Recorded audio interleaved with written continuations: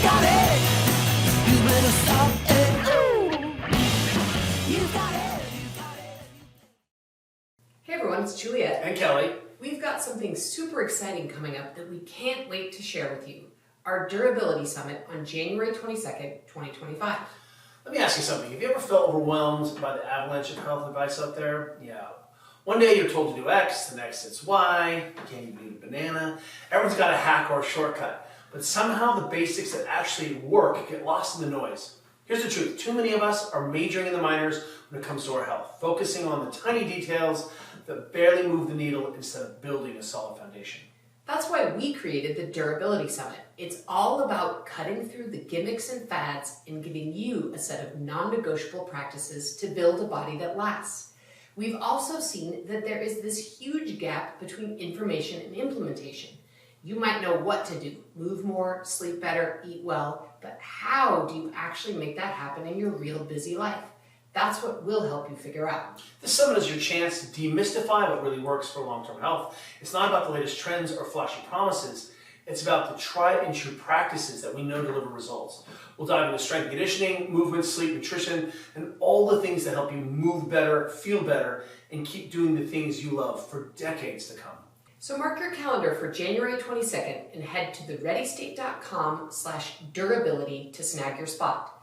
Let's stop chasing fads and start building something real. We hope to see you there. On this episode of the Ready State podcast, we are delighted to welcome live Aaron Leventhal. Aaron is the author of The New Fit, the director of AKTIV Against Cancer USA, and a coach and educator. His work on health, wellness, and exercise oncology has impacted thousands. Aaron is an ex-professional soccer player, performance coach, gym owner, and cancer survivor. Aaron's longevity fitness tests, called the FIT Standards, have provided clear direction and guidance to help educate thousands on the type of exercise that will have the most impact on their personal wellness. Through his work with exercise oncology, professional athletes, and everyday people, his goal is to help patients and clients, doctors, and healthcare professionals reframe how exercise can be used to improve physical and emotional outcomes in people's lives and create better outcomes. So we've met Aaron at an event, and immediately we're like, this is our people, right? He is our people. One of the things you're going to hear about this conversation is, of course, his remarkable work on helping people understand how we could use exercise to have better outcomes with people battling cancer and dealing with cancer. I think that's really important. Yeah, and this is really an emergent field. It may sort of seem obvious that exercise and fitness is a way to help prevent cancer but also really they're showing is helping with outcomes, like you said. Yeah. And sometimes we only think the outcome is like cancer, yes, no, but the spectrum there of like feeling more intact in your community, having loci of control, feeling like you have agency, like learning to trust your body again. It's really remarkable the work he's doing. Yeah, and also, even just being able to sort of weather what can often be gnarly treatments in cancer, with these kind of fitness practices is pretty exceptional. The other fun part of this conversation is hearing about his early days playing professional soccer. And professional soccer in America, remember, it was yesterday that athletes were not getting very much money, how the problems they were solving. And what's fun about him sort of at the terminus of the application of exercise for oncology is that here is a high-level athlete who becomes a cancer survivor, but all of the while, he is literally inventing how to bring strength and conditioning into soccer. And those stories alone are worth the price of admission. I mean, this is just a really rich and diverse conversation and extra special since he was live here in our studio. So I think you guys are all really going to enjoy it. So enjoy this conversation with Aaron Leventhal. Aaron, welcome to the Ready State podcast. Thank you guys for having me. So I am extra excited to have this conversation today because I think maybe Lisa can correct me if I'm wrong, but I think this is maybe only the third time we've ever done an actual fully in-person podcast. And hopefully we'll get to do more because it's really fun. So thank you for actually being here in person. It's really awesome to see you. Thank you guys for having me. I would like to just kick it off to have you tell us a little bit about your background as a professional soccer player. before we get into I think all that the other frames things. all of this up Yeah, I beautifully, feel like it right? sort of frames what you've done with the rest of your life. So I don't know where you want to start with that. Like, I don't know if you want to start with like reversible shirt, little kid soccer, or where. But tell us a little bit Is it about reversible that. shirts at Penny's, or are those different? I don't know. If we had Oh, reversible totally shirts. different. Yeah. Okay. You had reversible shirts. Yeah, right. It was like white or light and dark, so you could. Yeah, and you were like switch 'em. told on the Yeah. morning of the game whether you were that color. We and did not have it had those. that kind of like In Germany. It was a very spandexy feeling. Yeah, it was like shirt. yeah. Yeah. yeah. Anyway, go ahead. We had go ahead. reversible lederhosen.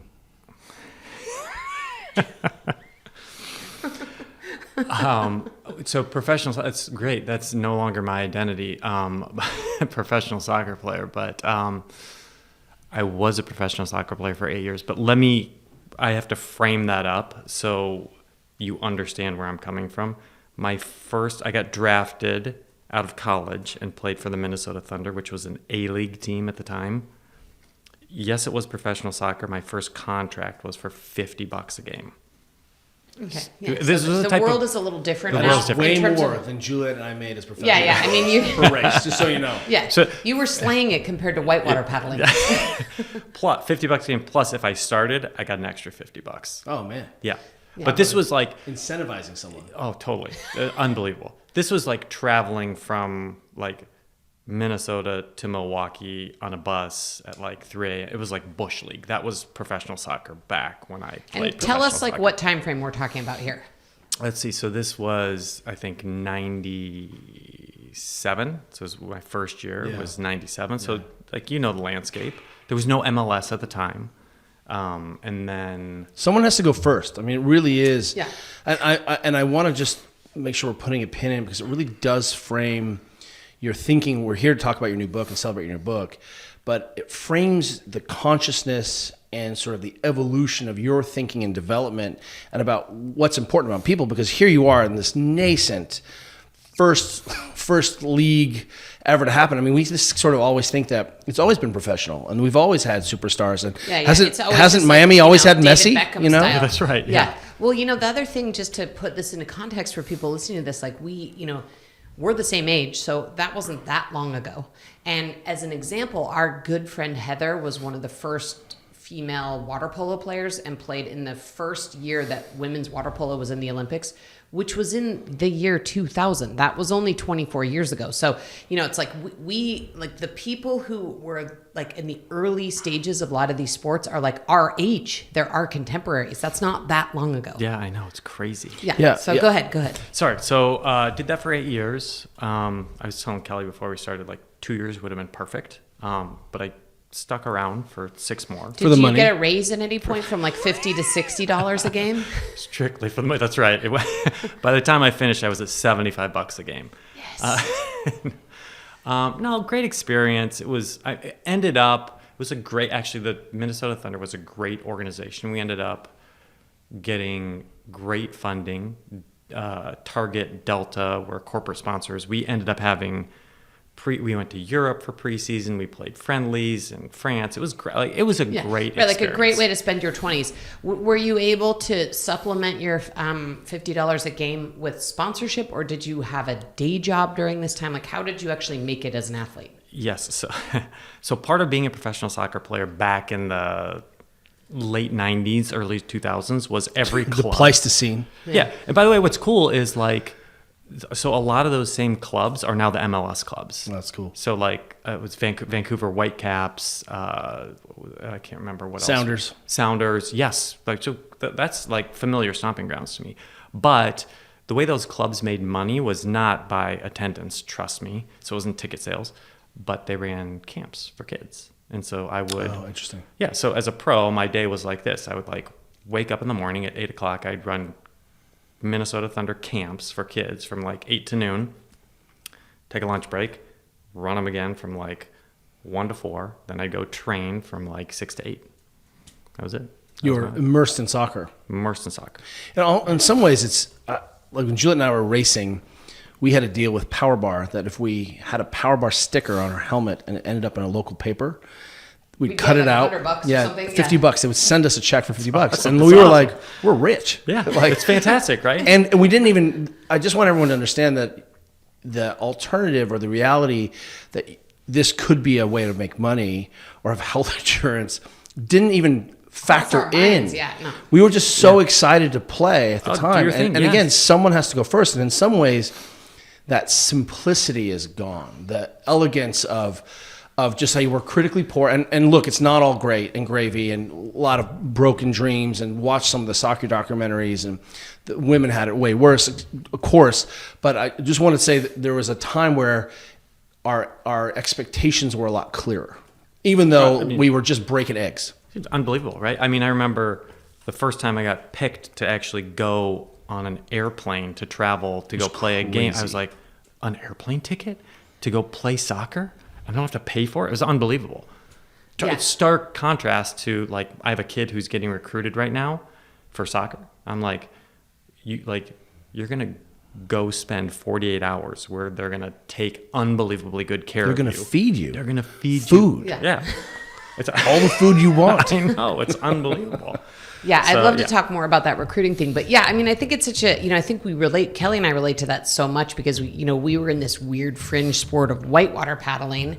But I don't think either one of us, we knew that it was going to be a short-term thing. We just felt lucky the same way you did to be, have someone pay for us to travel to compete. Just that alone was awesome. And we were totally willing to have a bunch of weird side jobs and side gigs to be able to make that happen. Because I think we had this real clear understanding. We're like, this isn't what our whole life is going to be like, but we're young and we can do it. So we may as well just do it for now. And it was so fun. It was great. I want to just detour for a second. We were just hanging out at a Momentus summit, and Ian McEwen is there. He is the director of performance at the Flyers. And he said one of his first jobs was teaching youth soccer, like 16-year-old soccer. And then he worked with like these young 18-year-old Matildas, right? So, but he said that it was really important for him to coach little kids because he knew he was on this track to be a coach, and he could see what was essential in terms of linking high-level skills to fundamental developmental skills. Did you know you were going to be a coach? And because I have to say, spending all those times running those kids through potentially makes you a much better athlete yourself because you're forced to coach. And second, you can see what is essential and really starts to set a pattern of thinking, where do we begin and where does this go as we're looking at someone's athleticism their whole lives? Oh, totally. So, yes. So coaching, essentially coaching full-time, playing soccer professionally, part-time was what I did. And 100%, but in a different way. So what I learned early on, I had no coaching skills going into isn't that this. amazing? But literally on day one, I was like, okay, 8:00, show up at this park. Here's a group of 6 to 8 year olds, 36 to 8 year olds, figure it out. And I had a guy who had been doing it, who modeled it for me. And that's where I learned, oh my gosh, you have to command a room. You have to be all in the charge. soft skills. The soft skills of coaching. Oh, easy. Yeah. Capital S, soft, Capital right? S soft skills. Yeah, right. It's so much more about not actually how do you kick a ball around a cone. It's about all that 100%. other stuff. Yes, that's how I learned to coach. The technical side of it came from, I had a phenomenal professional soccer coach for the team at the time, who's a legend in Minnesota, Buzz Lagos, was a phenomenal coach. He was ahead of his time. So this was in 97, but we had periodization built into our training. And so I learned, but that was engaging to me. That was what really drove me to want to coach. And then in the off season, my job was substitute teaching. So Me another too. form of coaching. There's so much in common. Yeah. I love that. I just want to double click on the importance of that coach who was a professional coach, not a professional applier of soccer skills, right? Because those things are just radically different. We know a lot of coaches who are savants, and we have coaches who are GMs who can see, we got to look at culture and it's okay to have these skills, but to put it all together, to entertain kids, to have them become self-belief. Juliet and I are really in this important sort of journey right now where we're beginning to feel like sport is one of the last few opportunities we have to create a framework where we can develop and really make great humans. It has the potential for that, but also it has the potential to just drive your, Ferrari down the highway and crash into everything, because the need to win, the pressures, the expectations. It's just, I want to just harken back to a simpler time. Yeah. So a quick story. So when I went on to become the strength and conditioning coach. I retired, and then I wanted to become the strength and conditioning coach for the same club.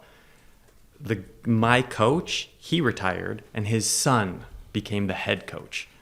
And he was a phenomenal coach. One of the things that I remember him doing was he sort of he connected all of his technical skills that he could give to the team with all these emotional skills. Wow. And one of the things that he did, like whenever there was a tough game and we would lose or it was emotional, he always walked away. And I was like he didn't want to talk to the team after the game right away. He's like, I need some time. Too emotional, too hot. I don't want to make a mistake.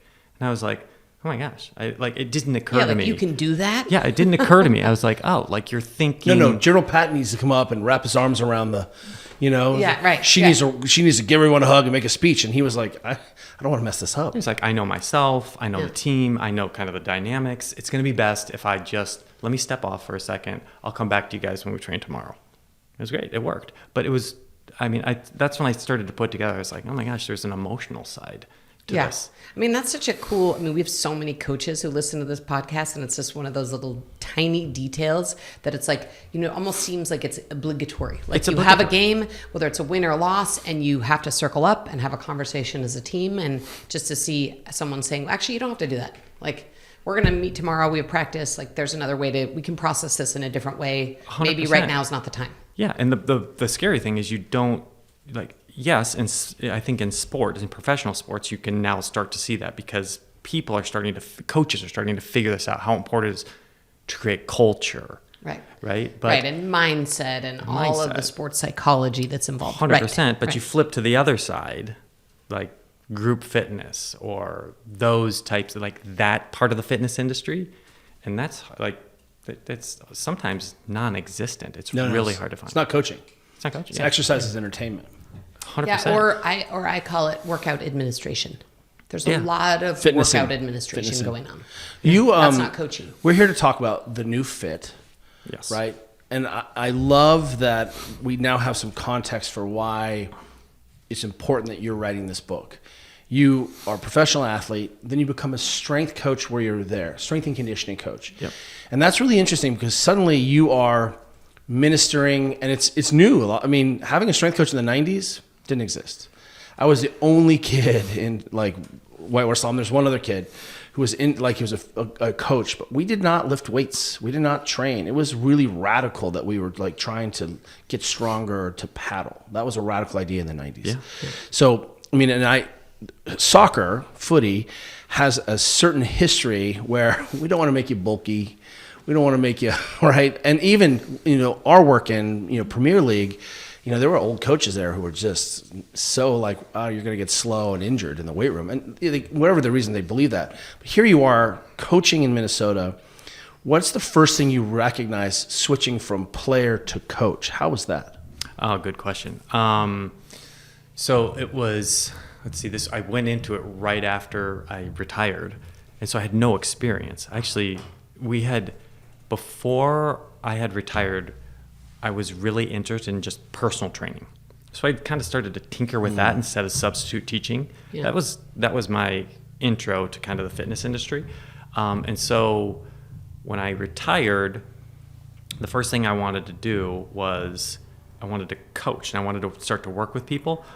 But what I ended up doing was working with the team. And so I had no clue what I was doing. I remember having them come in and being like, I have no idea how to put these pieces together. Too fast, too quick, no experience. Did you have a certification or anything? Did you get CSCS? So I got my CSCS. So I kind of knew, but it's the only models it was colleges. Colleges were the only places where we were really seeing professional strength conditioning. Yeah. And then there was bodybuilding. Yeah. Colleges and bodybuilding. That was it. Yeah. So I was phenomenal at connecting with guys and making them feel welcome and having them, be at ease and having them kind of create the culture. I was great at that. I was horrible as a strength and conditioning coach until I could start to put the pieces together and figure it out. And there wasn't much out there at the time to. It was the dark ages. Yeah. I mean, totally dark people ages. cannot, I think people take for granted how much information, how easy access it is, how many different certifications. You could not can buy a get. kettlebell I mean, it in San just was Francisco in so- 2004. Yeah. Yeah. I mean, there was, there was not a lot of information. Yes, I couldn't. So to answer your question, going from a player, I was burnt out on the game, by the way. Like, so after my last game, what was I, like 28 years old? So old. I know. I didn't play again until I was 45. Oh, wow. Just You were burnt. I was burnt out. It was too much stress, too much anxiety. But I ended up coming back to it. So to answer your question, I was completely separated from the game. When I retired, I was like, I'm done, and I'm happy to be done. But I loved the game, and I wanted to be around the game. So that's why it was easy for me to step into that role as a coach. Let me ask you this. You work with these little kids. Yep. When a lot of times we present our children to the coaches, we're like, coach them. And our kids haven't eaten, and they can't take a 2-foot hop, and they can't jump on one leg, they can't squat. Like, now you're coaching. Where do you think what was the first hole that you started to plug? You're like, we're just going to need bigger biceps. We're just going to do bodybuilding. Like, where do you begin to think about sort of sports performance? Because that question is going to lead to the new fit. Yeah. So you mean sports performance in terms of when I was a strength and conditioning coach for the Thunder? Yeah. So you have this whole spectrum of seeing kids, and then now you're working with these superstars, and you're trying to think. And look, one bad squat set does not injure soccer players. I mean, you're not that important. But at some point, where do you start to see what do we need to do? I mean, when does that really hit you? Because I understand you've got the culture down, it's the safe place, and guys love being there. Yeah, but listen, these guys as professional athletes, even then they had let's deadlift, let's back squat. It's not part of their language at all. So the pieces that I put together were like, hey, you have to break first. It started with me in the locker room, building trust. I'm not going to ask a guy who has never done a back squat to do a back squat without having a relationship with this guy or whatever it was that I was going to. So that's where it started with me in the locker room and connecting with these guys. But then these basic foundational movements were sort of where I started. And from there, I slowly began to gain trust and built a culture, and we could add complexity to their training, but it took a while. Wait, one more. Okay. Give me your worst story of messing someone up and too much volume. Did you Yeah. I have so many of those. You're like, I'm not doing that again. Sorry, guys. So this is a great story. So this was back when we used Omega Wave as remember you had to connect leads and you'd get DC output. Yeah, do I remember Omega Wave? Hey, yes, you I do. hush, I have a woman. story about that, but yes. So we used that for HRV, which was our biggest indicator of readiness. And I ran a training session. This was awful. I feel bad telling this story. I ran a training session for guys. So we tracked training load throughout the week. I ran let's call it a Friday morning training session for guys who were not expected to play a ton and we had a Saturday game. And I crushed those guys. And 2 of them ended up having to suit up. And I was like, no problem. You're not gonna fine. Maybe you'll get 10 You're a minutes professional of the athlete. game. Yeah. And then one of those guys ended up 20 minutes in, there was an injury. He jumped in the game. He was not ready to play. He was wrecked. We looked at each other and I was like, Yeah, you're like, sorry, bro. yeah, go. And then the other guy came in at halftime and they were awful. Right. Horrible, awful. And we lost the game, and I was like, I think that's my fault.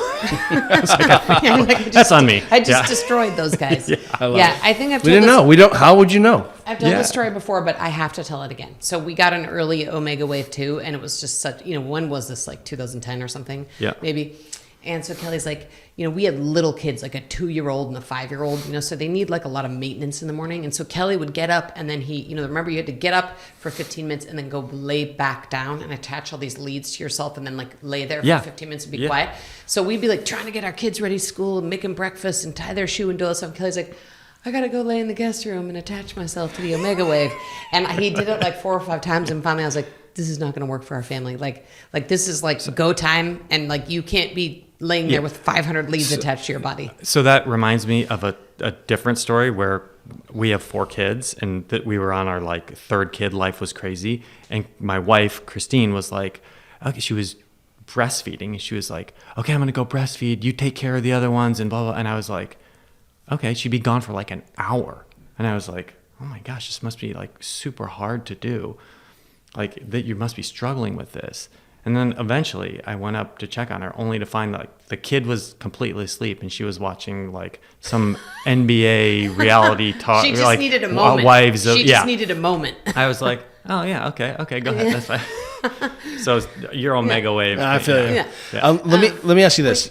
I Go got ahead. one. Can All right, go ahead. So before we get into talking about the new fit though, I still feel like there's a mid chapter and I feel like, I know you went on to own a commercial gym and still own it and work with regular people, not professional athletes. Yep. And so I'm assuming this book is sort of an amalgamation of your experience being an athlete, being a youth coach, being a professional athlete, coaching professional athletes, and then going out into Being the a community master's and, athlete yourself. Yeah, and then coaching regular people. And so, tell us about that. When did you leave working, with the athletes and then say, okay, I'm going to go out and just coach like mere mortals at my own gym? Yeah, I did all this at the same time. So we have had our little boutique gym for 24 years. Wow. Yeah, Wow. I know. It's crazy. And so I've been... I'm so sorry. Yeah, I know. Thank you so much. It is a tragedy. We're so sorry for you. So 24 years, and my wife and I ran that. And then I was in and out of that doing the sports performance work with the Thunder, with what's now Minnesota United. And so, yes, this book it's interesting because the book it's really about these experiences that I had with youth sports and with running the performance side of a professional soccer team and then just working with everyday people who want to be fit. And so what's interesting is that a lot of times I think there's the science of sport and then there's kind of this ability to be like emotionally connected to what we're doing, and those things don't transfer over so well. They should, but they don't. No, we're coaching people. You're coaching Yeah. people. Yeah. So when you went Not from, physiologies. it sounds like this wasn't just sort of a linear path, but going from being a professional athlete to coaching professional athletes, when you started working with just everyday people, what surprised you that what was unexpected Isn't for it you? the NARP, non-athletic regular people? Yeah. So NARP. the NARP. The NARPs. The NARPs. The biggest thing, and I do talk about this in the book, is this intensity gap. And it really was hard as a coach to figure out like how far to push people, and I had to learn really quickly how to pay attention to what was happening, like in terms of intensity and fatigue. That was a big adjustment. And I talk about this in the book, but this was interesting, and I don't have the numbers all Memorized. It's fine. But there was a great study where they got people on a treadmill, just regular people, and they were like, hey, we're going to get you to 60% of max heart rate. Once you're at 60% max heart rate, we're now going to cover all your metrics. So you can't see your speed, you can't see your heart rate. We want you to get to 93% of max heart rate. Tell us when you think you're there. And it was the majority of the people got to 75% of max heart rate. We're like, I'm there. I got to be there. There was just no, and again, people have a hard time. We pull from our previous experiences in life in general when it comes to sport or training or whatever. We can pull from those. And if you've never had an experience where you're like, I've got to paddle hard here, or like the championship's on the line in a movement related environment, it's threatening, it's scary, it's hard. So that was That was a big learning curve. Yeah, for me. we've seen that a lot. I mean, we saw that a lot at our gym, and we see it in our community, and the people that we work out to. There is, if you come from an athletic background, and, You can suffer. I come from a suffer. Like the only athletic thing I came from was a suffer sport in rowing. I mean, obviously there's a lot of technique and other stuff. So to the rowers out there, I know that, but really, it's like I know how to go hard into the paint and then figure out how to sit there and in that space. And that's a learned skill. It's totally a learned skill. So if you haven't done that and then you're expected to come in and sort of like figure out what your own ceiling is, like most regular people don't know what that ceiling is. What I've noticed though, And how is, reasonable. This it's really uncomfortable. yeah, and what I've noticed, and I wonder if you notice this, is the challenge there is I notice sometimes people fail to progress athletically because they literally don't know how to find that other gear. So they're really comfortable working in this low gear. They learn how to do that, but it's hard to make gains because they can't. It's not about motor control or physical ability. It's literally about the inability mentally to go push to that ceiling. It is. That's why you got to look under the hood. Like I don't care whether it's in a locker room or it's with professional athletes, but like you as a coach, I really feel like your responsibility is like helping people. You can't get to the next gear. Why? It's scary. Why is it scary? You have to sort of, and what a perfect environment to do it in, right? Where people are like, right. And your job is coaching. I love this conversation. Lucky enough to work with Cal Women's Water Polo. yeah, And one of the sneaky things we're doing, we brought in a bunch of Rogue Echo bikes. And one of the reasons is swimming is so difficult and so technical and it's so known by these women who've been playing water polo and swimming their whole lives, that by getting out of the pool and getting into this sort of neutral thing, and there's nothing neutral about the Rogue Echo bike, it's polarizing. It hurts everybody. It hurts everyone. But we're able to find intensities and powers and wattages and exposure that we just can't get in the pool. The brain will protect us. We just can't work that hard. right. And it's really interesting to say, hey, we've had to be creative at saying, I think we can work harder, but we might not be able to work harder in the pool yet. We need this other sort of stimulus to do that. yeah, and I think along with that, you're giving athletes the opportunity to kind of find a different place. It can be scary, can be intimidating, can be rewarding. But I think what's important is not to just leave it there. That's right. It creates a conversation. There's always an opportunity. It's just like we were talking about, like when our coach was like, I'm too emotional to talk right now. Right. There's a reason, there's a dynamic, there's a reason why. And I think it's worth it diving into that because that's where the juice is when it comes to helping people progress. One of the things that you're known for are the fit standards. And again, I love that you now have, let's call it a lifetime of being an athlete, being a user, working with children in the evening, battling adults for supremacy. You're now coaching. You then are coaching the community and athletes. So you really start to see what's important. And I think when we say standard, it doesn't. What I love is sort of beginning a conversation of like, we think that this is what is a really reasonably robust, useful person should be able to do. So define what you mean by fit standard and tell us a little bit about that. Yeah, I wanted to listen. It's hard to walk into a gym and understand what the standards are and why. And you don't mean like a movement standard, like you should be able to squat hip crease below the knee. What do you mean by movement? So what I'm trying to do is create a standard that would give someone guidance as to where they fit in this continuum of how healthy and fit am I. And so those standards traditionally have been how deep is my squat? How much can I load my squat? Can I deadlift, X amount of my body weight? How much you bench? What do you bench first? Because I'm just 5 pounds heavier than you. Obviously. That's why you go first. That's right. That's funny. I bench +1. But what I wanted to do was create like something that was a little bit more based in science, number one. And number two, something that was more, I'm going to use the word functional, but you'll help me find a better word for that.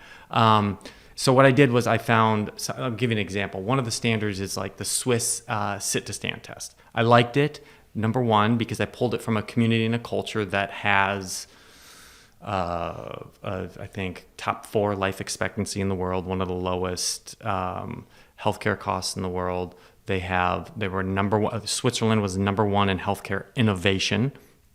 Thriving population, 74% of the people between 34 and 64 are active, compared to 14% in here.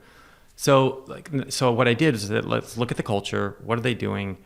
And let's see if we can find different clinical studies that would apply to what we're going to do in a gym here. So they have a test. Sit down to an 18-inch bench, stand up, 1 minute. How many times can you do that? And they correlated. It's a study run by the government. They correlated it, 7,000 people. They correlated it to lower body strength, endurance, correlated to heart health, overall longevity. And it was the mean score was, take a guess. Just take a shot. In a minute, I'm going to go with 50 to 60. 50, 100% right. Yeah, 100% right. So what I wanted to have happen was I wanted people to go, oh my gosh, it's something I could do. I could do it at home. Those are box squats, by the way. Yeah, it's box squats. Like West Side, like that's legit. Yeah. That's a legit test. Yeah. Like I can do it at home. I could just stop. I need a stopwatch and an 18-inch box. Go, and then where do I fit? And then what does that mean? Not only like where do I fit compared to you, but age, gender. But then what does the science tell me? Well, it tells me that if I could be above 50, I have a 13% more, 13%, my life expectancy goes up by 13%. Right. But there was information there for people that was simple. It was more meaningful, I thought, than like, how much can I deadlift? I'd like to challenge everyone listening to this. Go ahead and just take that test. I know you're elite and your Pelotoning has made you so fit. Yeah. But just do, And then also just do 50 squats in a minute. What's the Tell me what tomorrow feels like. What height? Just so people can actually go do this if they're listening. Like, what is the height of the box? 18 What's the inches? standard? 18 It's inch 18-inch box. Okay. Yeah.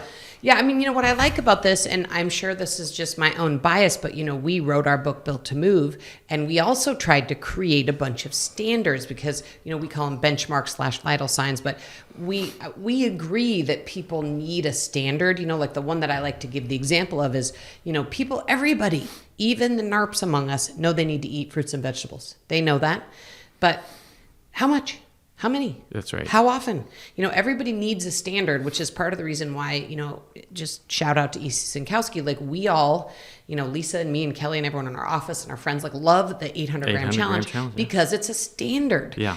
So it's like, okay, well, I know whether I ate 800 grams of fruits and vegetables or not, and I can feel pretty good about knowing if I got to there or close to there, like I've probably gotten some micronutrients in my body. Like people need a standard. They need a standard and they need to know why. Like what happens when I do that? And so like the other one was the 1 mile test. So there was good information about if you're 50 or older and you can run a mile or row a mile. There was a 2K row, but the data's in the book.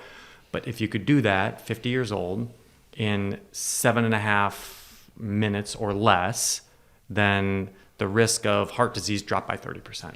Okay, hold on. As a rower, rowing a 2K in 7.5 minutes or less is like college time. Wait. No. The 2K row times are different than the run times. Yeah. Okay, because I was like, can't you do that? I mean, that would have been. That would have been like a D score when I was 18. So okay, yeah. I don't know. We'll look in the book yeah, and see look in what the it book for is. the But standards. but I like that. It's run or row. Yeah. And it's simple. It's like, hey, okay, so can I do this? I know it's good for me, but what's it get me? The first person I ever heard of having these standards was George Hebert, who invented Movement Naturel, MoveNat system in France. And he was just said, hey, if we're going to really have a healthy population, and I think some world wars got in his way a little bit, but his standards of swimming and running and calisthenics and pull-ups, they were legit. Yeah. Like you actually had to work at them. It wasn't you're just going to flash this thing, especially not when you're 50 years old. But I really appreciate that he just said, hey, if his definition of fit was to be useful, being able to sit and stand quickly shows your leg endurance. I mean, like it really does it really makes hint a lot of sense at to me. Yeah. how useful you're going to be to your family, to yourself, to, 100%. The other thing that I like about the standards is it's age and gender specific. So like it's built, like you're not going to find standards for I'm 20. so grateful that I'm over 50 and now I get like some help. Yeah, so we get like a standard for us. Yeah, standard for us. That's right. Yes. Yeah.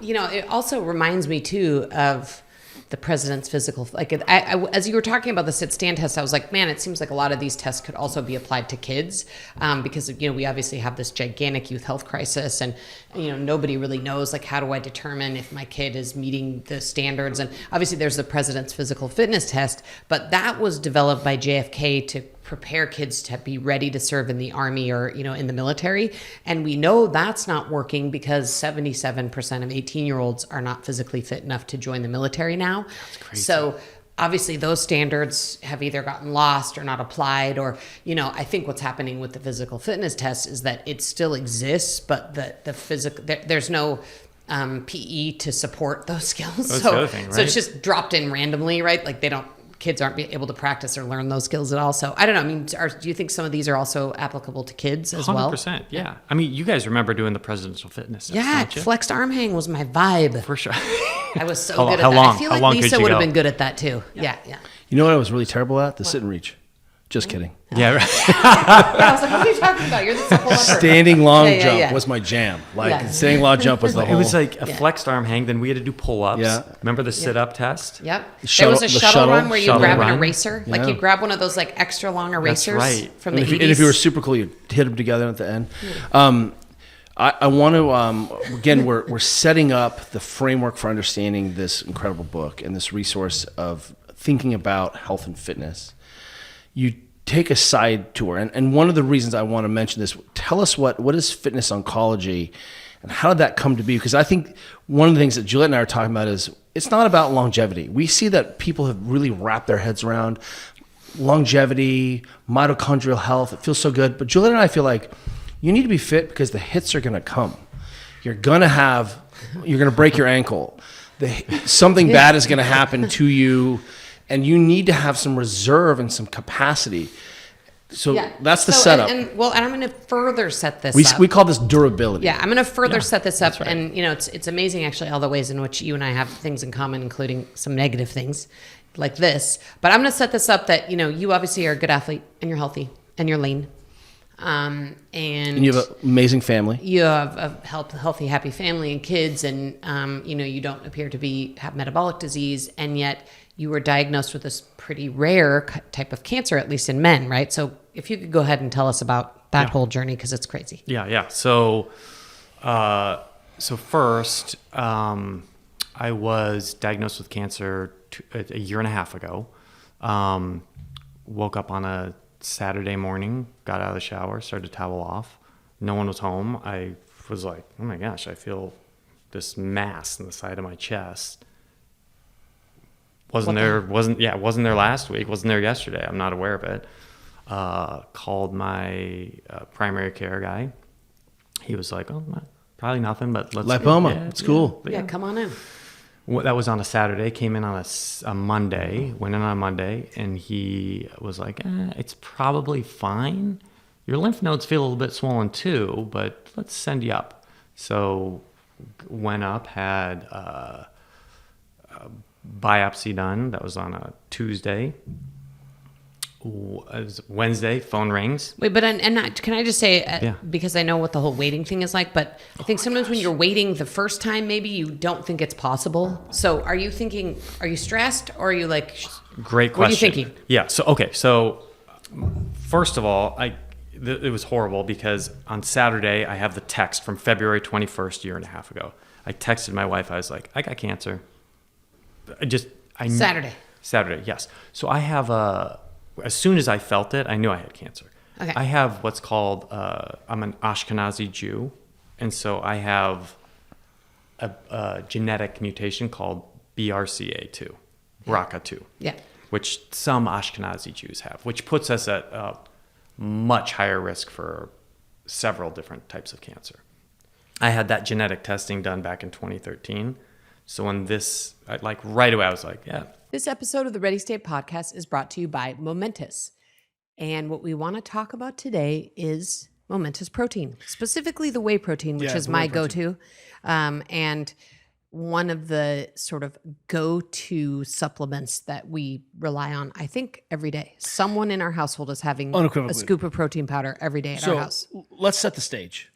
I am Gen X, which means I lived through the early iterations of bad protein powder, Weight Gainer 900, where I choked down. I knew it was good for me. I was trying to get muscles as a kid. I feel like I'm a survivor of the bad protein wars and Vietnam protein, that era. So here we are. I have to say that I got so burned out on drinking crappy protein that made me feel bad, that didn't know what was in it, like probably mixed in some dude's bathtub, right? And this protein is so tasty. The chocolate is so good. Mixes, and you've seen me. I'll go like tepid tap water. Yeah, it mixes well in water or with Tepid tap almond water. milk, Yeah, that's or right. really, I mean, I put it in my oatmeal. Couple things, some pre-digestive enzymes, which means you handle it really well. High quality milk. This protein is the gold standard. In fact, they believe it to be such a powerful stack. They're trying to democratize it. They brought the cost down per tub by $10, which is unbelievable. Yeah, it's and you know, we've said it before and we'll say it again. Like all other Momentus products, it's NSF certified, which means you actually know that what it says, you know, you're getting what it says it is, because it's been third-party tested. And you're not gonna, if you're an elite athlete, you're not gonna get some contamination or something. Or if you're just a mom or like worried about like, is my kid getting some like trend snuck into their, you know, we see that there is contamination in these big labs. Yeah. And proteins they don't even have to have what's in it. Regular big protein companies regularly will mix their proteins and substitute ingredients. You can't do that with NSF. Yeah, and you know, I think it's also important to people because this stuff is an investment. Yeah. And you know, for those of us who are trying to keep our muscle mass, This is the gold standard. and you know, sort of use this as a tool to help us age. We want to make sure that we're getting the highest quality product, and this is it. I like to eat a whole food breakfast, but when I can't, I go straight for 2 scoops of whey protein chocolate, and I can do it forever. Never get tired so of it. good. Look, if you want to learn more, go to livemomentus.com/TRS and use code TRS for 20% off your first purchase. This episode of the Ready State Podcast is brought to you by Element. And today what we want to talk about is the thing of beauty that is Element Sparkling.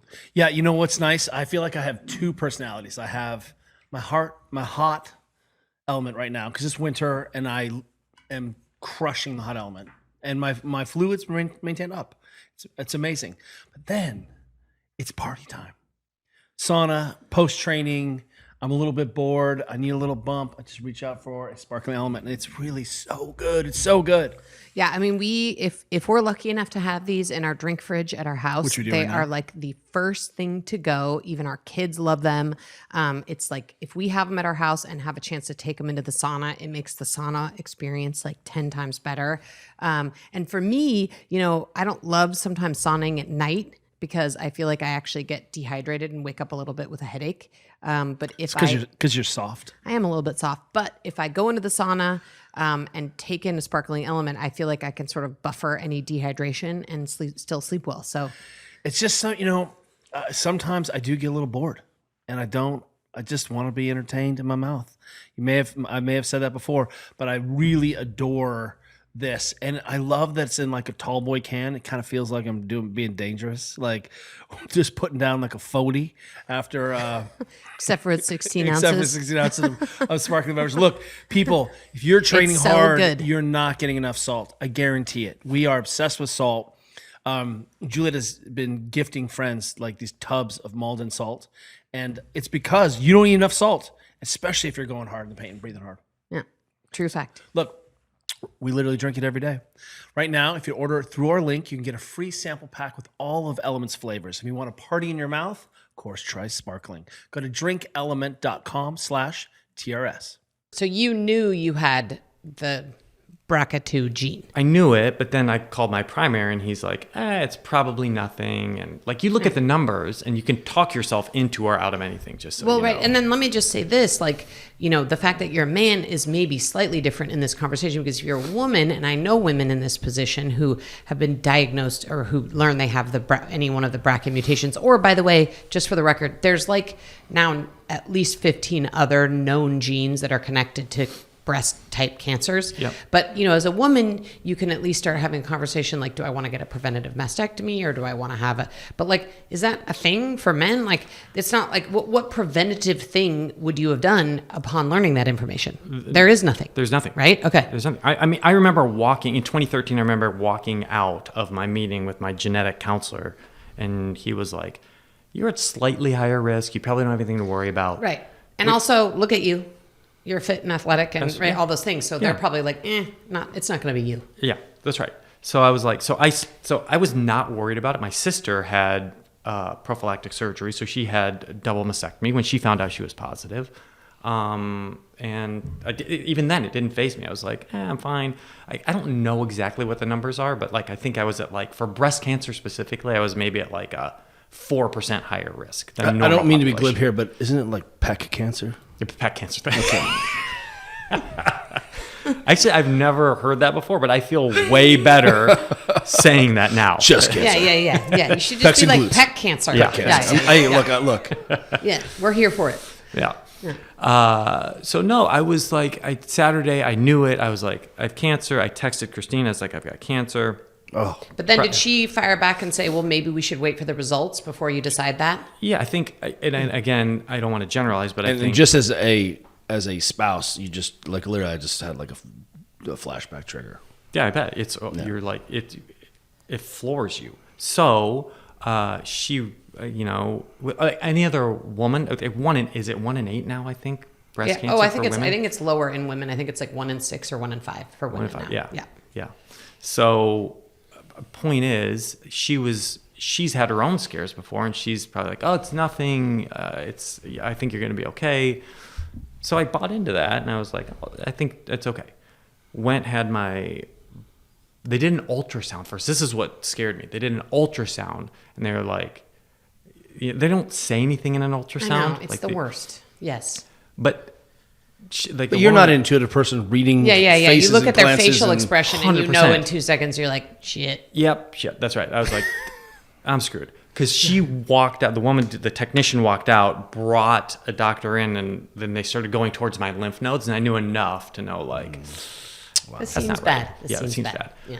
So that was on a Monday, I think Tuesday. Wednesday, our phone rings. It's a oncology nurse, and she's like, you have cancer, and you have an aggressive carcinoma ductile cancer. And I was like, world flipped upside down. The worst part was like after doing the biopsy, waiting 24 hours. It was awful. Yeah. That's what, I mean, I have to say as a cancer person, honestly, the waiting around at various phases of treatment is the worst. Like I had a double mastectomy. I'm like, whatever. That's just like physical pain. I can deal with that. The waiting is the worst. Horrible. And they're like, oh, well, we took your biopsy. We'll call you in 2 weeks. And you're Horrible. like, it takes 2 weeks? Like I'm dying on the inside right now, 2 weeks. So the waiting is really brutal. I can attest to that. Yeah, it's brutal. Yeah, but horrible for everybody. And that's why a buddy of mine who's gone through cancer was like, never go in on a Friday for labs. No. And also, that's really great By the way, advice. having done this myself, I'm also like, just don't go to the doctor in December. Like if you want to enjoy Christmas, Yeah. just December's not a month where you have appointments. Like you can wait till January to find out you have cancer. It's probably not going to be a different outcome. Like don't go to I don't go to the doctor in You're saying, December anymore. was it 2018? Yeah. Cancer Christmas? Yeah. Cancer Christmas. Cancer don't go to Christmas. the Yeah, that's doctor right, in yeah. December. Yeah. Like no. Yeah, it's so interesting because I just last week, Christine, my wife, was like, stop scheduling any of your tests or labs anytime during the winter. Just do it during the summer because it's sunny out, it's nice, it's not cold. I'm like, Yeah, like fair point. yeah. Anyway, so I go in. I think 2 weeks, not even 2 weeks later, I had surgery. They took out the tumor, which is a whole nother thing because you have to wait for the what's it called? The onca score, the biology of the tumor to figure out what your treatment is. Yeah, so you're waiting again. Yeah, waiting again. Took out lymph nodes, just still waiting. And then I started treatment. And treatment was? Treatment was, I started on tamoxifen right away. Okay, so you did not have to have chemo or radiation? Clear margins, nothing. Okay. Yeah. So That's I was great. very lucky, very fortunate. Again, don't mean to be glib, but tamoxifen for men is a performance-enhancing drug. It was, so I don't know. No, literally, men will take tamoxifen to block estrogen, Yes. right? From aesthetics, Yeah. it's crazy. That drug is gnarly. It was, I mean, I don't know if. Yeah, we texted about it a We bit. did text about it. It was like, it wrecked me. So so before you start on tamoxifen, you or any treatment, you have to heal first. And then, so I think for me, it was like 6 weeks, something like that. And I made the mistake of Googling tamoxifen for men, which was like, Pretty much any Googling anything medical it's never good. it was horrible. What was your experience? Yeah, so happened? what did they say? So they're like, well, I'll just tell you my experience. My experience was like, I got on it, and for 2 weeks I was like, this is like nothing. This is like, I'm great. And then I had a hot flash. That's just wrong on a lot of levels. I mean, as a woman who's currently Lisa is dying. I'm presently like having a hot flash right now, and I have a lot of them. But somehow it's like not right for you to have a hot flash. I don't know. It's like maybe it's like the universe. We're just going to take your biology and we're just going to turn off one thing. It's fine. Oh my God. It was like, I was asleep and I was like, it was literally like, I mean, I'm telling you, but you already know. Like, I was covered in sweat, and it was shocking. Would we have a better society if all men just had a few hot flashes? I mean, I have to say that, like, I do think all men should have like 2 weeks of hot flashes just to, Yeah, it was. So I had a hot relate flash to their wives. But yes, Yeah, and I was like, Weird. That's. I was like, I was like, must have been a bad dream, something. I don't know. But then I kept having hot flashes. And that was fine, but then hot flashes, and then Did you lose weight? I lost 20 pounds. Started like the hair started falling out. It was like slowly happening over time. Couldn't train hard. If you trained hard, did you get sore? Joint pain, yes. Yeah, that estrogen's really protective. Yep. Yeah. Libido gone. Like just fatigue, and then like I've always been a somewhat anxious person, but then like legit real anxiety. Yeah. set in. Basically, you were in menopause. Yeah, 100%. Yeah. Yeah. And I mean, I think the key that I've learned is like what I originally thought when I took tamoxifen is that tamoxifen pushed you into menopause, which it doesn't really. That's not actually how it works. It just, because it blocks the estrogen, all the symptoms mimic menopause That's right. symptoms. So you feel like you are in menopause. You Once have again, all the same symptoms. I don't mean to be glib, but that's menopause. Yeah. For you, it's menopause. You're in menopause. I was in menopause. And just so you know, I mean, we again were the same. I had the exact same experiences when I was on it. Yeah. Do you stay on tamoxifen? Okay, so I go for a year because it's prevented. It's reoccurrence. It helps decrease reoccurrence, and the actual numbers are, I think, premenopausal reoccurrence of breast cancer is, I think, 30 to 40%. Meaning it like your chance of reoccurrence goes down 30 to 40%. Premenopausal. I think I have that right. Something like that.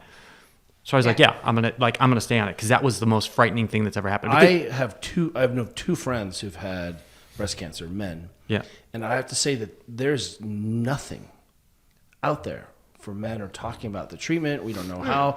Even the fact that it's stigmatized as a woman's cancer, like I feel like you are out in outer space by yourself. Oh, am I right about Complete that? outer space. 100%. Like you were actually the only person that I was like, Yeah, and I've I got a was little like- bit of a lifeline here. Yeah. And I wrote you and I was like, I quit taking tamoxifen. Yeah. I hope that helped. And yeah, my stomach dropped because I was like, I was still coming off of, I was like, okay, it's it's like I have cancer, it's okay, it's clear, but am I going to be that guy who like in 6 months gets another diagnosis? And now it's just like slowly over the course of 5 years, I'm slowly dying.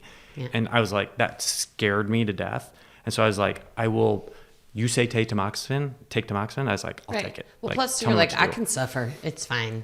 Yes. Yeah, right? You're like, whatever. Totally. It was, yeah. So I do it for a year, and then I'm like, I think you were like, I'm done. Like I came off of it, and I was like, you're still alive? And it is, tamoxifen Yeah. is one of Yeah. the like 10 most important drugs for like World Health Association, like life-saving. Like it really is amazing. And you didn't do it lightly. I just want everyone to know you didn't want to just cavalier, like I'm quitting. Like you did a lot of research, talked to a lot of people about it. Yeah, and in my case, I had a very low risk, early stage, caught early. Like there was just a lot of things. So I did a lot of research, but I think I was on it for like 1 year and 3 months. Yeah. But what really helped get me over the edge was one of my doctors saying, hey, you still got a lot of the benefit of it. Like it doesn't, it still counts towards, you got a year and 3 months of this, right? It still is helpful. Yeah, that's what my oncologist said too. But what broke me was, first of all, you were like, I'm done. And then I was like, I think I could be done too. But then I started doing some of the research on, so at this point I'm down 20 pounds. I had no desire to train. Like I was tanking pretty quickly. And so I was like, wait, I'm going to die from This. Yeah, from like Trying to prevent cancer. Yeah, that's what's going to kill that. me. Yeah, I'm losing muscle mass. I'm like, this is going to be, I'm going to die from something else as opposed to this. So that was the first trigger. And then I found a study that showed like high intensity interval training at 85% or more of max heart rate had 85% reduction in reoccurrence.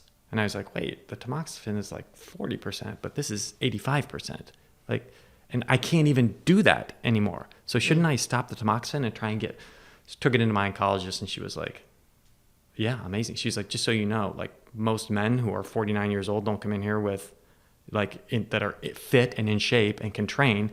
So do that. Yeah, 100%. Yeah. Is that the beginning of exercise oncology and starting to work? So set that up for us. Well, wait, and can I just do one quick interjection? Because I do want you to set this up. But I mean, to me, like, again, nobody, especially young people, are going to be motivated to exercise and stay fit so that they can survive cancer. I mean, maybe some people are. I mean, maybe that's not on people's Orange Theory. It's not why I go to Orange Theory. No but way. I mean, I can't emphasize enough, like, you actually were given the opportunity to have some choice in how you dealt with getting this blow, because you came into it fit.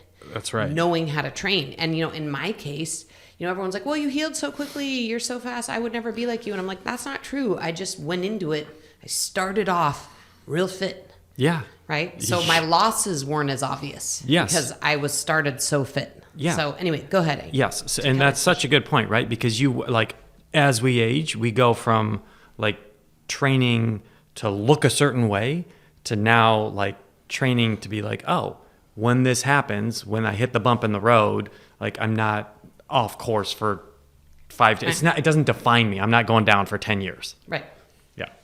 Sorry. What would you ask? Yeah, so sorry. Kelly had a question. You just, I think I don't have many friends who are experts in exercising around cancer, and I feel like you started to put some of that together a little bit.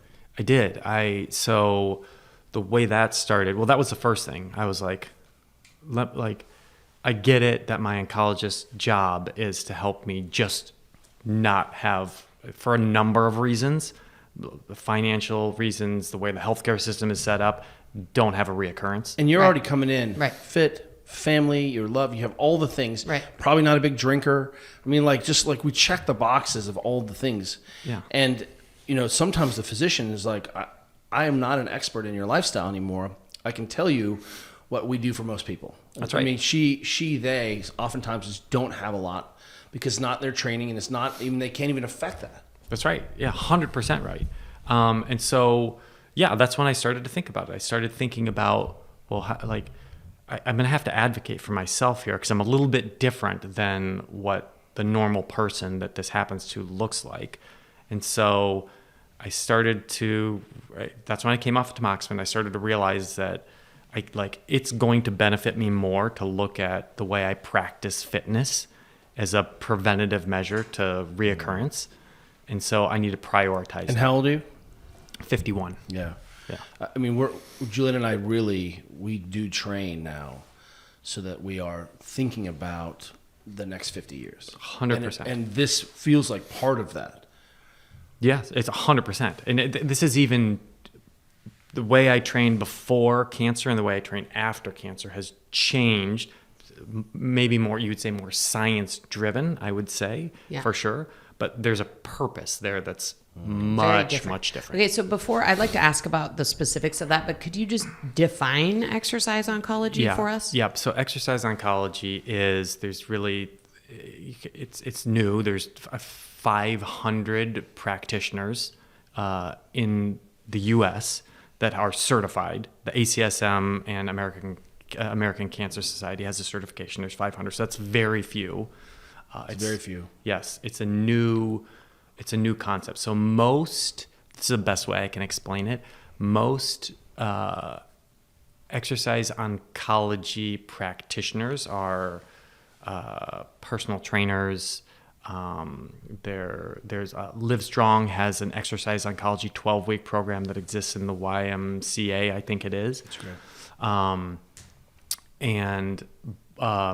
But it's commercialized in a sense, meaning like there's Revital, I think, is the biggest. It supports exercise oncology, but it's really exercise rehab, doing great things, but it's clinical. And so there's a difference, and I want to get into this too, which is what the leading nonprofit right now in exercise oncology is a nonprofit in Norway who has been unbelievably successful, and I'll talk about it later. But and it's called AKTIV Against Cancer, and they're really on the forefront of A, the research, B, how to implement it, C, how to bring it to life in hospitals.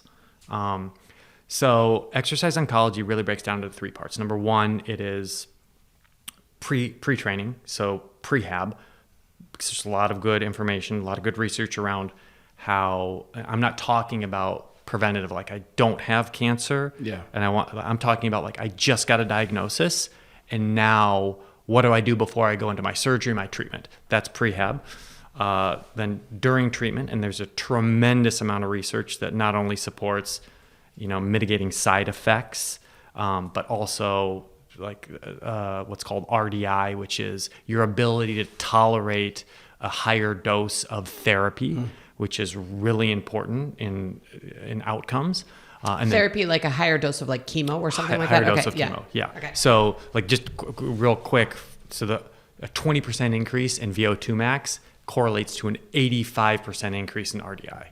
That's shocking. So if we can get patients to get on a cardiovascular rehabilitation program before they go into rehab or before they go into chemo, they can tolerate a higher dose. They have better outcomes. Wow. Does that make sense? Okay, that's amazing. Yep. And then it's amazing. And then post training. Yeah. So you look at this world and you're like, now this goes back to all the things we were talking about before, which like, how do we begin to put together pieces for people who are going through a very clinical and isolating experience, and how do we connect them to exercise?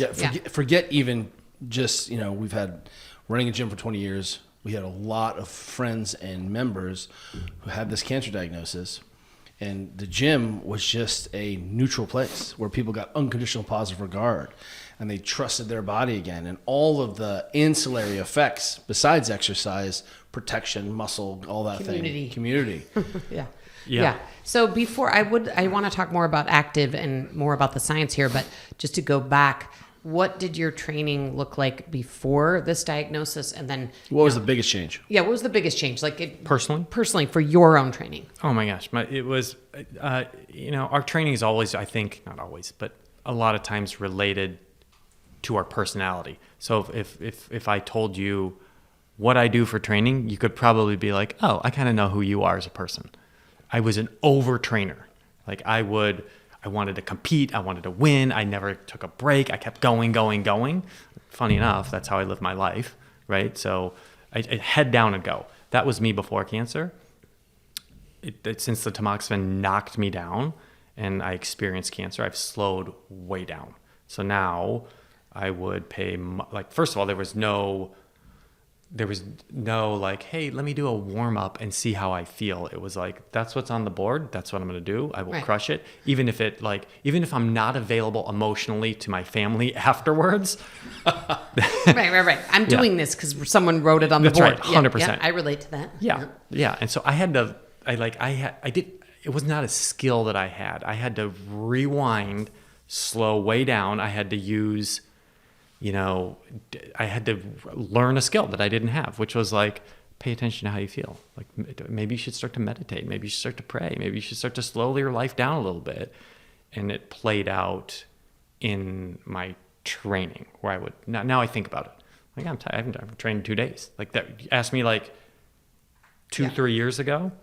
Yeah. Like I got it. Like I saw you guys had assault bikes on the way in. Can I hop on one on the way out? Yeah. It would be like, that's what it would be. Yeah, this was actually before I was diagnosed with cancer, but Kelly and I started trying to tap in like our early 40s to this, like, because we, like you, have this extremely strong desire to train, which we know everybody does not have, but we had it. But really trying to listen into that actually, and not look at our Whoop or our scores or whatever, and just be like, do I have a desire to train? And if the answer to that is no, then that means we're not going to train. Yeah. Even if we had it scheduled or it was on the board or whatever, because, we know we know that we're not going to become couch potatoes. Like we know when we're rested and ready, we will train. 100%. I had yes. And like, I look at my Oura Ring score all the time, and it's like, it tells you you're ready. You're like, go for it. And I'm like, you tell yourself whatever story you want. You know what I mean? Like I can talk myself into being like, well, she did it, I should do it, Right. But my new motto is, this helps me get there. I'm like, I'd rather be fat and happy than fat and miserable. No, I'd rather be fat and happy than fit and miserable. Yeah. Yeah. And that like for me, I'm like, oh, that like, I don't have, like, I went for a phenomenal hike the other day. I would have Destroyed your fitness. Half Moon Bay. Yeah. Yeah, I know. Terrible. It's horrible. Pull-ups How drop could by. you?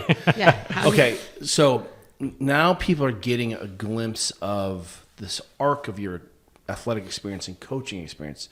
Yourself coaching through an injury, coaching through a surgery, coaching through post-surgical care. You really end up creating a very different perspective of, you're not 22 trying to get shredded abs and win Instagram, right? So suddenly, when does it occur to you that like maybe you need to write a book, and tell us about this book project? Yep. So because no one just writes a book. Yeah. It's a terrible idea. Yeah, it's a horrible idea. Yeah, it's and yet you're like, gotta do it. Yeah. So so the pandemic hit. This was another time where we connected. I was like, do we want to keep moving forward owning a gym? Yeah. And it was crazy timing because at the same, like right before the pandemic hit, we got our gym that we'd been in for 13 years got zoned for redevelopment. And so You had to move. we had to move. Oh. We had to move. And we were like, this was right before the pandemic hit. We were like, this is going to be, and I had, if I'm being completely transparent, I was already kind of like I love the gym. I love the community, but I'd been doing it for that point, I don't know, 18 years at that point. And I was like, I want something new. Anyway, we ended up buying a building, and which I thought would be fantastic. You know Right. what? Which I'm it not sure I probably want to would own a have gym. Let me buy the building. Yeah, someday. it probably would have been. Let me Did shackle we it to not have myself. a worldwide, once in a lifetime pandemic? It might have been a great idea. Yeah, it would be a great idea. So we buy it, we move in. Our membership is cut in half. This was right before cancer, and it was stressful. And so now I'm sort of like flailing and searching. I was like, do I go become like a gym teacher? Do I go like teach online? What should I do? And so that's where I was like, I'll start writing a book. I want to write a book. I want to put all these pieces together. I don't know what my next thing is going to be. So I want to start seeing if I can sort it out through writing. Amazing.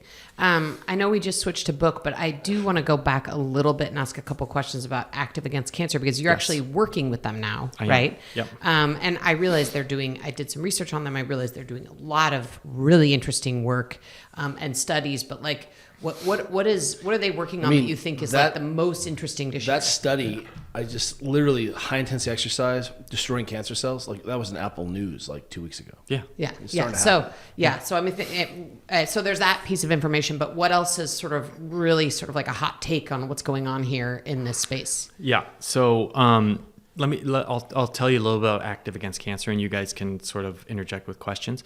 Nonprofit, and in my mind, they are, and maybe I'm biased, but it's such a new space, but they've figured it out, because the thing that they figured out is that people have to feel connected to what they're doing.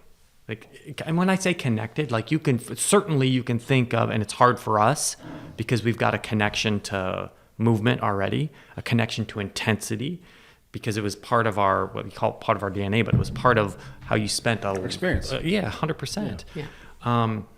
But this is a huge gap, especially with people who are in a clinical setting going through trauma in their life, and they need a connection. That connection you can think of it like this: it comes through community, it can come through a relationship with a coach, but those are how it plays out in like a fitness setting.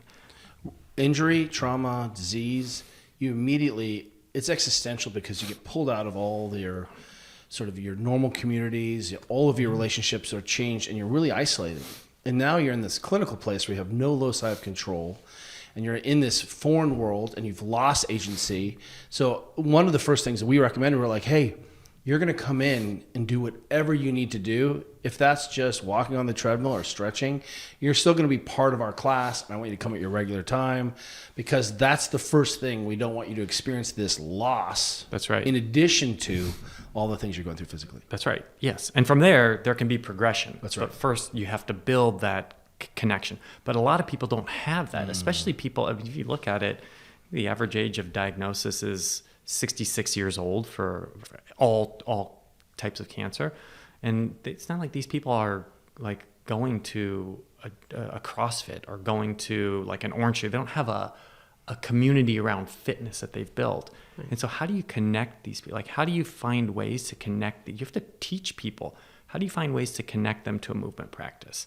It's a lot of times it's through relationship. And I said it before, it's like looking under the hood. They have the skills to connect to something, because we've all been passionate about something in our lives.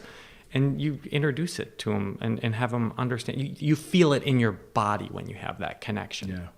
Yeah.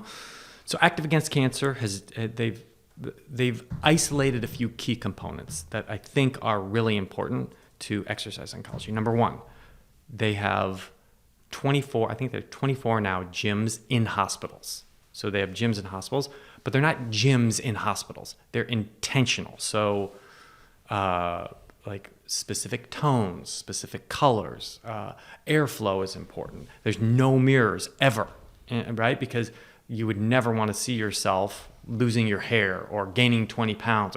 So it's very intentional. The music they play is intentional. The equipment is the floor is very soft. The lighting it's all very intentional. All the gyms have it's the same. You walk into one, you walk into another. What's unique about it is they call it a kitchen. They have a kitchen in every gym, but really it's like a lobby with a little kitchenette in it. And people hang there.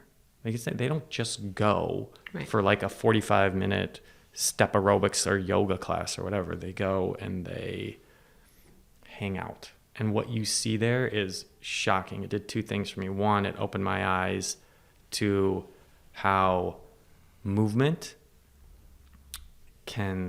we know this because we've done it before, but how movement can kind of lower all these inhibitions and create an opportunity for you to feel free to connect. It's like, imagine this, like, have you ever finished a crushing workout and you do it in a group, or you have a partner, like the last thing you want to do is be like, see it like later, I'll see you next time. Like there's usually like there's a high five, there's a hug, there's a connection, there's an emotional connection there. Well, that's what happens. Like you get people together who are going through cancer, they're isolated, and they start to move together, they sweat, and they become connected, and they start to talk about the things that are important. They're talking about the emotional pieces that, That's a framework for that. Right. Scaffolding. And also commiserating, right? Because to the extent it's super isolating, at least they're commiserating with other people who are, having the same shitty experience. they open up. Yeah. They open up, and well-bodied people sometimes can't appreciate it. they can't appreciate it. That's right. But it happens, and I think movement is and all those little things, the colors, the tone, all those are important. But movement is, in the sense of accomplishment, I think is what it is. That brings them together, and they're able to connect. They've created communities, like these really potent communities where it allows them to connect and work through some of the things that are keeping them stuck. So is this organization actually starting to put these gyms into hospitals in the US, or is it still just in Europe? Still just in Europe. They do a lot of work. They've been connected to the US because they raise a lot of money, and they do a lot of funding for research here, exercise oncology research. But Summit Health is interested in starting a pilot using the AKTIV Against Cancer schematic, and so they're going to pilot that in one of their hospitals in New Jersey in January 2025. So what's really interesting to me about this and makes so much sense is Kelly and I heard that actually in Australia they're starting to bring strength training also into clinical settings, and just having people do really simple progressive loading squatting in a clinical setting to reverse osteoporosis and osteopenia. And so it's obviously a very similar idea, right? Especially for people, again, who don't have any background in training or exercise. And it's working. I mean, that's what's amazing is it's working, right? And even one of our oldest friends, started a nonprofit called First Ascents, which is, takes people who are dealing with cancer and cancer survivors in wilderness and adventure. I've heard of this. Yeah. Yeah. Brad Ludden, shout out. First Ascents. And, the body of psychoneuroimmunology is that you do better when we're thinking about you as a human being relating to other human beings. Yeah, I think that's right. And there's a world of exercise oncology, and there's a world of movement around preventative and during treatment for cancer. There's 100%. I think what makes this unique is that this takes place in hospitals. Yeah. And it's and I think the other thing too that I really just want to sort of like emphasize is how important this work is, I think, and okay, you've just gotten a diagnosis, what do you do? You've just had surgery, what do you do? Because I think it's not join a gym. What helps? No, that's not high on the list. I think what helps people get through the experience is figuring out how they can control what they can control, because you feel that you've lost complete control of your life, and that you're being, you're just like a push pin for people. You're just getting surgery and told what to do and what you can't do and how, and told scary things all the time. And so what I think a program like that does for people is say, okay, you've just been dealt this shitty blow, but there are a lot of things you can control through this experience, and here's what they are, and here's what you do before surgery and after surgery and beyond. And I feel lucky in my own experience, because I do have this training background, that we knew immediately to do that. I mean, I literally had a double mastectomy, and then the next day I was sitting on the bike in my garage. Yeah, right? That's right. That's unusual, and only because I have this background and capability and I have a bike in my garage, right? Yeah. So we should be asking ourselves, where does this start? Because it definitely doesn't start with us. You can build the gyms in the hospitals, but it's the stakeholders are the oncologists and the nursing teams. These are the people who we need to begin to be educated and then make prescriptions. Yeah. So because we have the programs, the science is out there. I mean, you knew it because it's your world. But people, look, when you get diagnosed with cancer, there's a learning opportunity there. There's a window there. And part of that window is being able to create a movement practice, learning how to exercise, being connected to that. I say, so imagine if oncologists, imagine if they said, listen, if they talked about the way that exercise oncology, if they talked about chemo, the way they would talk about exercise oncology right now. So just think about that. So if I were an oncologist and I said to you, like, okay, here's the deal. At the Y, you could go get chemo over there. I think they run a program every like Tuesday, Thursdays at like 4 o'clock. I think. I don't know who. Selling it. Right. So we need to start to bridge that gap where oncologists and practitioners say like, hey, like you're like. This is step one. It's step one. Like, and that's how it happens with AKTIV, by the way. So in Sweden, I know it's a different healthcare system, socialized healthcare, but the oncologists, the nurses, they're like, here's part of your prescription. Like you're going to go meet with coach so-and-so on Tuesday at whatever time, and they've got a program set up for you. Right. It's no different than, you called to make your chemo infusion appointment and you also called to make your gym appointment. That's right. Those things both happen. Yes. And it makes sense to people because it's done in a clinical setting. It makes so much sense to me. Yeah. Does our culture allow for that? I don't know, but I do know that it has to start. There's a movement of educating oncologists, nurses around exercise oncology that has to start. So here we are. We've covered a lot of ground. What should we know about the new fit? Because your perspective is unique, right? Your experience is unique. And I feel like you're playing offense now, not defense. That's right. Talk about why this book now and a little bit about why, I should reach for this book because, I'm a 51-year-old guy and it's not working for me anymore. Yep. Think of it like this, old model, new model. So old model in terms of like fitness, like the world that fitness exists in gyms, group fitness, personal training, like think of it like old model, which was, and there was a lot of great things, old model. I don't remember the word you used before, but like there's great aesthetics, like you've got coaches who are encouraging, you like all these things. Then there's the science piece too. And I think the new fit is saying like, yes, we've created a wonderful experience. It's like, I used to call it entertainment, like entertainment, but like you're being entertained. That's right. But what I'm trying to do is say, hey, look, we got to begin to take, especially as we age, we have to begin to take a harder look at what we do for fitness, the way we move, because it's no longer about six-pack abs. Like that should not be our driving focus. It needs to be more about something that is more robust. I break it down into these 3 things. Number 1, these 3 pillars. Connection. Like you have to find a connection to your practice. Otherwise it's not sustainable. Like you got to love it. You should look, and if you're wondering like, what does that mean? Like think of something you're passionate about and you should be like, I look forward to doing that. Like I try and create auxiliary skills that help me get better at that. Right? So I love cooking. So I look through cooking magazines. I watch the Food Network. Right? So passion. Your movement practice, the way that you exercise should be the same. I don't care what it is to begin with.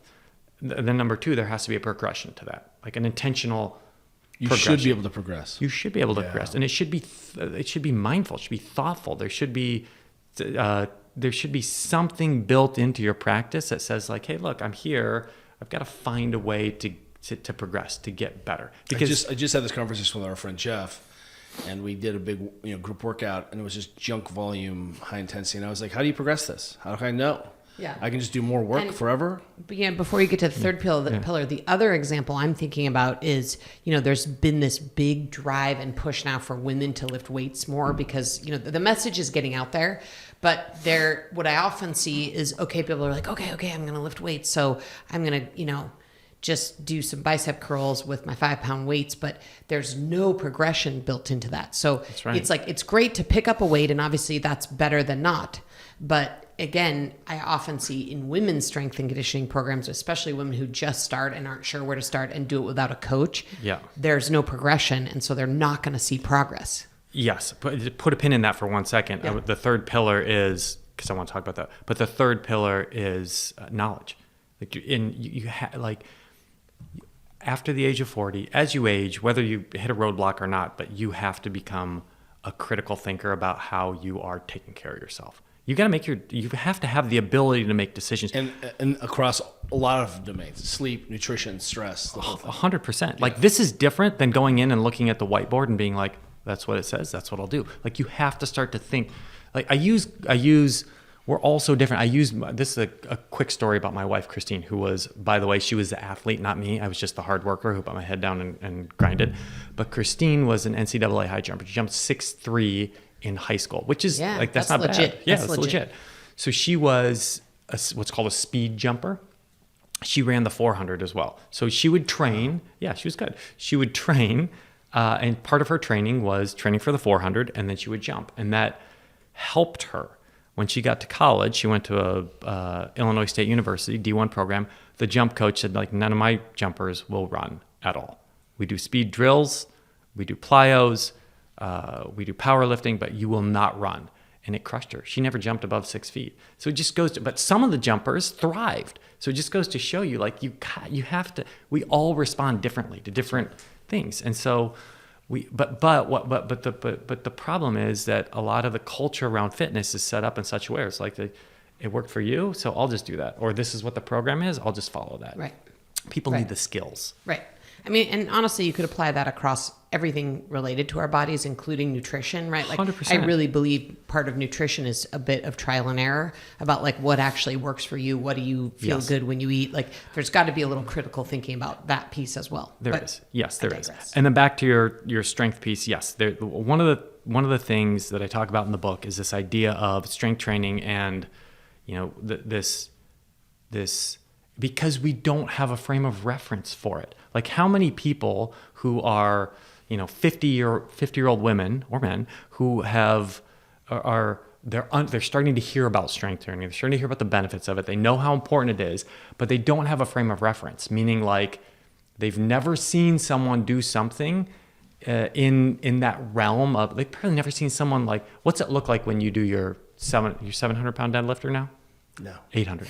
Bless you, 900, but it's fine. Keep going. But what's it look like? Are you chilling out? Are you like hanging out and like? But they don't have a frame of reference. That's right. They don't How know do what I that looks prep? like. What do you work? How do you build up? The whole thing. There's no frame. One of our neighbor and one of our best friends, Jameson, just trying to get his work group, you know, together, and he's a project manager. And he's like, hey, we're just going to do 5 push-ups on the minute. We'll do this for 10 minutes. Guys dropped out after 5 minutes. 5 push-ups every minute for 5 minutes. They were done. Yeah.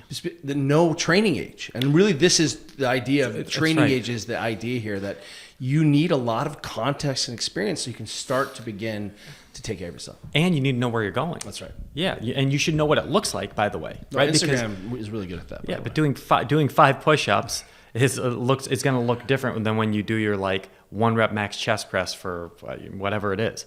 But point is, there's not a lot of clarity around that. There's not a lot of visual around that. Right. Well, people need a coach. People need a coach. What surprised Shout out you? to coaches. What surprised you about, you know, writing a book is for someone else, but when you have to sit down and systematize and organize, you're going to be confronted with holes, inconsistencies. You're just going to have to do a better job of really having a sort of clear and clarity through line. What surprised you? Unlike, you know, I would like to add to this, unlike an Instagram post, which one can delete, once you put this thing, you know, I mean, this is like sort of the last place books, I think, where you have to sort of put a stake in the ground and it's sitting there. You can't go back and delete it like you can an Instagram And it is one of my post. favorite things to do is when people are like, and I'm like, oh, can't wait to read your book about it. That's right. It's out there and it's going to stay out there. For me, it was, you know, I wasn't super confident in myself as a writer. And I always bounced back and forth, even like, I'm a great coach, and like, oh my gosh, but look at him, he's unbelievable. And it's always been my Achilles heel. I think writing this book allowed me to be, it forced me to be in an isolated setting where I was by myself. And if I looked outside of myself, what I wanted to say, I got lost really quickly. And it made no sense. But when I could really stay focused on just what I really wanted to say and believed in that, I think I was more successful. I got my point across better. But it was You a were lesson holding for the baby, watching the TV, writing your book. I understand how it works. Yeah, that's right. I love that story about your wife. That's awesome. I give kudos to her for that. That's awesome. That was a good play. Okay, so I just want to say for anyone listening to this, I don't know exactly when this episode will launch, but your book is coming out January 7th, 2025. So congratulations on that. Thanks. And it, for everyone listening, will be, I'm assuming, everywhere one buys their books, Yep. Including Amazon, which seems to be the main place. Yep. And, kudos for writing a book. And also just, we don't need another book on technical periodization. We don't need, what we really have to do. Yeah, well, that book exists times 10. That's yeah. right. The magic is integration. The magic is application. Where I think we have enough tools. We're drowning in tools. Yeah. People don't know how to integrate it into their lives and begin. And it really does look like. I don't know if my Instagram is the right place, but I try to understand where people are getting fitness.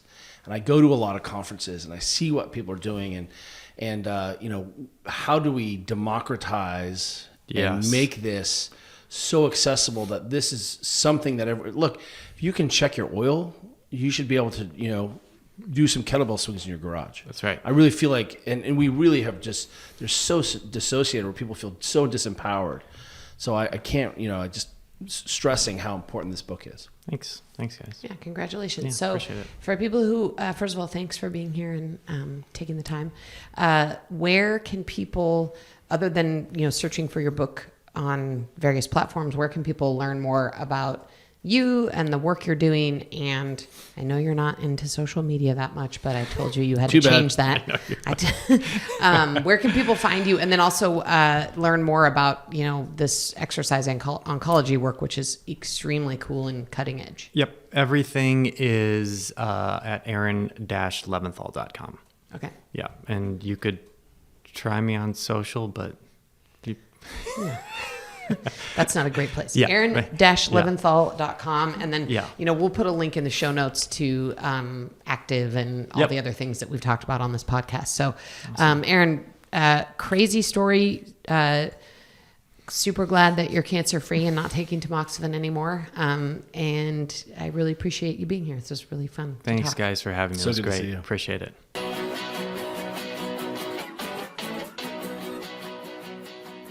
Thank you for listening to the Ready State Podcast. If you like what you're hearing, check out all our episodes here or at thereadystate.com. And be sure to subscribe and leave a review on iTunes to help others find our show. Check us out and follow us on Facebook, Instagram, and Twitter at The Ready State. Until next time, cheers, everyone. You got it. You better stop it.